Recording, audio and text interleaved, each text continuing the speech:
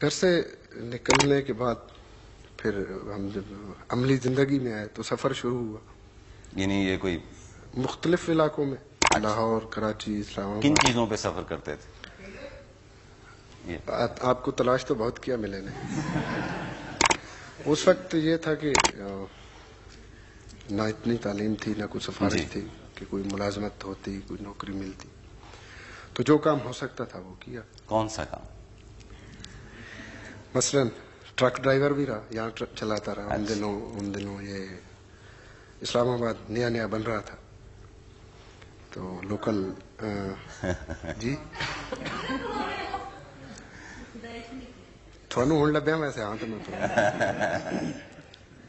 جی۔ تے ਇੱਥੇ بھی کام کرتے رہا، پھر اس تو بعد لاہور دے وچ۔ یہ جو اسلام آباد میں کوٹھیاں ہیں، ہاں جی، تو اس کا مطلب ہے کہ وہ جو آپ نے کہا کہ اینٹیں اور سریا اور سیمنٹ وغیرہ ڈھوتے رہے آپ ٹرک پہ، تو وہ کوٹھیوں کی اینٹیں تو سریلی ہو گئی ہیں، لیکن ان کے مکین جو ہیں وہ کیوں سریلے نہیں ہوئے؟ نہیں یہاں کے لوگ تو بہت ماشاءاللہ سریلے بھی ہیں۔ یہ اور بات ہے وہ داد دینے میں کنجوسی کرتے ہیں، لیکن کر رہے ہیں نا، مجھے بھی یہی محسوس ہو رہا ہے۔ سریلے بہت ہیں۔ ان کا خیال ہے کہ یہ گریڈ والا کوئی مسئلہ ہے اس میں۔ جی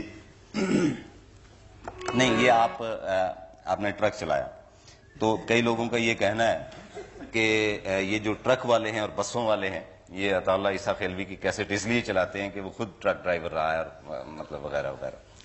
نہیں یہ بات نہیں، دراصل ٹرانسپورٹ میں ہمارے ملک میں سب سے زیادہ جو لوگ انوالو ہیں وہ سرائکی سپیکنگ لوگ۔ اچھا دریسل سے پرلا جو بیلٹ ہے جی، اس کے جتنے بھی لوگ ہیں وہ اس میں انوالو ہیں ٹرانسپورٹ میں۔ کراچی اب اگر آپ دیکھیں تو کراچی میں جتنے بھی بڑی بڑی پارٹیاں ہیں ٹرانسپورٹ کی، اس میں میاں والی زیادہ، ڈیرہ غازی خان، ڈیرہ اسماعیل خان، ادھر کے لوگ انوالو ہیں، کوہاٹ وغیرہ کے۔ تو چونکہ میں ان کی مادری زبان گاتا ہوں جی، اور وہ زیادہ تر اس طبقے میں ان پڑھ لوگ ہوتے ہیں، یہ تھوڑے بہت پڑھے لکھے، وہ دن رات ٹرک چلاتے ہیں، عطا اللہ عیسیٰ خیلوی کو سنتے ہیں۔ نہیں اس لحاظ سے تو ہم بھی ان پڑھ ہیں کیونکہ ہم بھی دن رات آپ کو سنتے ہیں۔ تھینک یو جی۔ اچھا عطا، آپ نے یہ بھی تو بتایا تھا ہمیں کہ جناب ٹرک ڈرائیور ہونے سے پہلے یہ کنڈکٹر تھے، یہ جو ہوتے ہیں نا چھوٹے جو ہوتے ہیں ٹرک کے ساتھ، جب بھی کوئی وہ ٹرک خراب ہو جاتا ہے تو وہ ایک پرانا جگ جو ہے پلاسٹک کا ڈرائیور چھوٹے کو دیتا ہے کہ جاؤ ساتھ والے گاؤں سے لسی لے، اور خود وہ ٹرک کے نیچے سو جاتا ہے۔ اس قسم کے چھوٹے تھے اور ٹرک ڈرائیور ہوئے، اور اس کے بعد کہاں گئے؟ کیونکہ یہ کہانی پہلے مکمل ہو جائے۔ ٹرک سے چلانے کے بعد میں عرض کیا لاہور میں کام کرتا رہا، جی، وہاں مختلف ہوٹلوں میں بھی کام کیا۔ ہوٹلوں میں کیا کام کیا مثلا؟ وہاں میں ویٹر بھی رہا ہوٹل میں۔ میں ویسے شاید ہمارے ناظرین مجھے عادت ہے کہنے کی، بہرحال سامعین جو ہیں اور عطا بھی شاید یہ سمجھیں کہ میں ٹرک ڈرائیور کو یا ایک ویٹر کو شاید کسی بھی حوالے سے کوئی کمتر چیز سمجھ کے یہ بات کر رہا ہوں۔ میں آپ کی اطلاع کے لیے عرض کرتا ہوں کہ میں نے بھٹا مزدور کا کام کیا ہے 6 مہینے کے لیے، اور میں اس کے اوپر بہت فخر کرتا ہوں کہ میں نے وہ مزدوری کی ہے۔ میں صرف یہ بتانا چاہتا ہوں کہ ہمارے ملک کے جو نوجوان ہیں وہ ان کو کتنی سٹرگل کرنی پڑتی ہے، کتنے دکھ اٹھانے پڑتے ہیں، اور پھر کہیں جا کر اس مقام پر پہنچتے ہیں جہاں عطا اللہ عیسیٰ خیلوی بیٹھے ہیں۔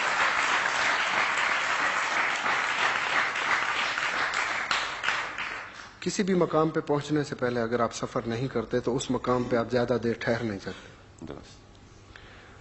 تو میں نے جو سفر کیا، جو محنت کی، جو جس لگن اور خلوص کے ساتھ جہاں تک پہنچا ہوں، تو اس میں خود آر محسوس نہیں کرتا کہ میں نے کوئی مزدوری کی، حالانکہ میں کھاتے پیتے گھرانے سے بلانگ کرتا ہوں۔ اگر میں ایسا نہ بھی کرتا تو مجھے روٹی کم از کم روٹی اور کپڑا تو مل ہی جاتا، لیکن اس کے باوجود میں نے سیلف میڈ آدمی ہوں، اپنے آپ پہ ڈیپینڈ کیا ہے، اپنے طرف سے کوشش کی ہے۔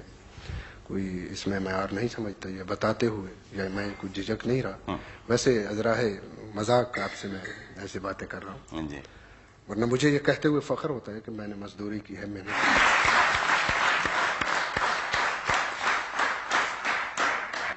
کہ آپ بنیادی طور پر عوامی ایک فنکار جی، اور عوام کے سامنے بیٹھ کر گاتے ہیں، اور ان کی اپریشیشن اور ان کی داد اور ان کی کرسیاں توڑنے کے ساتھ گاتے ہیں۔ جب آپ کو ان سے الگ کر کے ایک چھوٹے سے سیٹ پر قید کر دیا جاتا ہے، کیونکہ آپ کے سامنے تو سوائے کیمروں کے اور کچھ نہیں ہوتا، تو کیا آپ کی گائکی میں کچھ فرق آتا ہے؟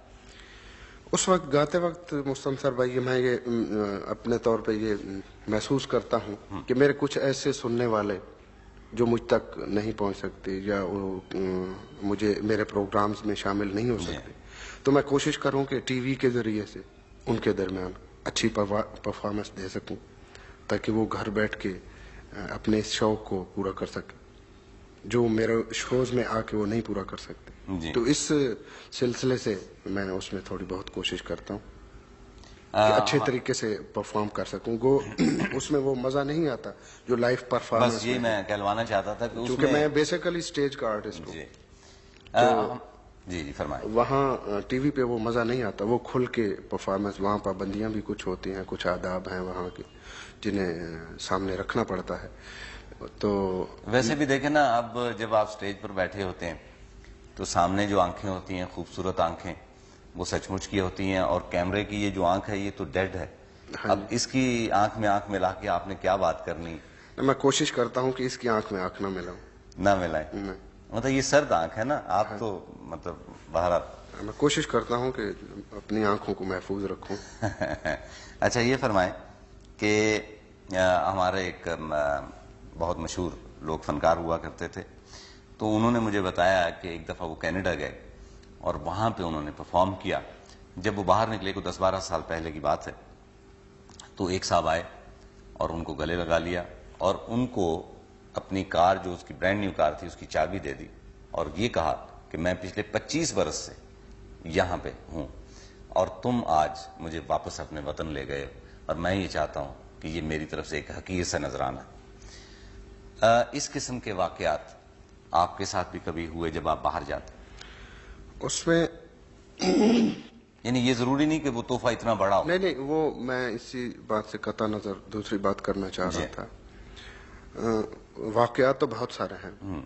इस वक्त मैं दुनिया के बहुत सारे मुल्कों में गया हूँ, तो जो एक वाकया मुझे मुतासिर किया वो उस नॉर्वे के एक शहर ओस्लो में मेरा स्टेज शो था जी। तो वहाँ कोई 500-600 आदमी उस वक्त हाल में मौजूद थे। मैं अकेला आर्टिस्ट वहाँ परफॉर्म के लिए गया था। तो एक सफेद बालों वाला, उसकी ये भुएं भी सफेद, ये सब कुछ उसका ये सब सफेद हो चुका, वो आदमी बड़ी तवज्जो से मुझे सुन रहा है। सबसे अलग वो मुझे महसूस हो रहा है कि एक आदमी जो है मुझे सबसे ज्यादा तवज्जो दे रहा है। तो कुदरती तौर पे किसी आर्टिस्ट को कोई भी आदमी जब ज्यादा तवज्जो से सुनता है तो आर्टिस्ट भी उस तरफ ज्यादा तवज्जो देता है। जब प्रोग्राम खत्म हुआ तो वो साहिब आके मुझसे मिले। उन्होंने मुझे कहा कि अता साहिब, मैं चाहता हूं कि आप कुछ वक्त मेरे घर पे गुजारें। ये बातें अब उर्दू में हो रही। मैंने कहा जी आप जब चाहें मैं हाजिर हो जाऊं। तो उसने कहा कि मैं आपको कल परसों किसी वक्त फोन करूंगा, जब आपके पास वक्त होगा तो आप मेरे साथ तशरीफ ले जाइएगा, मैं आपको लेने आ जाऊंगा। मैंने कहा ठीक है। सो दूसरे दिन उसने टेलीफोन किया मुझे, वो साथ ले गए। तो उस घर में जो सबसे ज्यादा चीज मुझे मुतासिर करने वाली थी वो ये कि मैं जो ही अंदर दाखिल हुआ तो उसकी बीवी, जाहिर है अब वो भी माशाल्लाह 70-75 के लगभग होगी, तो उसने जिस वालहाना अंदाज में मुझे गले से लगाया और अपनी जुबान, मेरे ईसा खेल की जुबान, उसने बोलना शुरू कर दिया। अच्छा। तो मैं हैरान हो गया क्योंकि उस शख्स ने मुझे नहीं बताया कि मैं कहाँ से बिलोंग कर।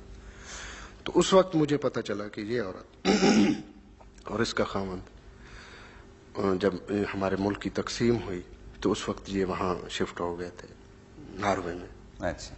वो ईसा खेल से बिलोंग करती थी, उसकी बीवी, और उसका खामंद जो था वो दाऊद खेल से बिलोंग करता। उसका नाम था, वो खास से मशहूर अफसाना निगारों में इस वक्त शुमार किया जाता है, हिंदू था वो। जी जी। हरचरण चावला उसका नाम। हाँ, चावला सब तशरीफ भी लाए थे। हाँ। और मेरा ख्याल है कि ईसा खेल गए भी थे। हाँ जी बिल्कुल। जी हाँ, बहुत मशहूर गए भी थे। तो उन्होंने जो मुझे वहाँ प्यार दिया जिस खुलूस और चाहतों के साथ, और उन्होंने ये कहा कि हमें तो पार्टीशन के बाद अपनी जुबान सुनने को, एक तो ये कि पार्टीशन के बाद लोग शिफ्ट हो गए, और दूसरी बात ये कि वो बजाय इसके कि हिंदुस्तान जाते वो कहीं और चले, 7 समुंदर पार चले गए वहाँ नॉर्वे में। तो वहाँ तो अब नॉर्वेजियन ही जुबान ज्यादा बोली کچھ لوگ ہمارے وہاں پنجابی ہیں یا اردو لوگ بول، ہمارے علاقے کا وہاں کوئی بھی آدمی نہیں تھا جن سے وہ اپنی زبان میں بات. تو میرا کیسٹ جب 78 میں ان کے پاس پہنچا تو وہ 78 سے میری آمد کی منتظر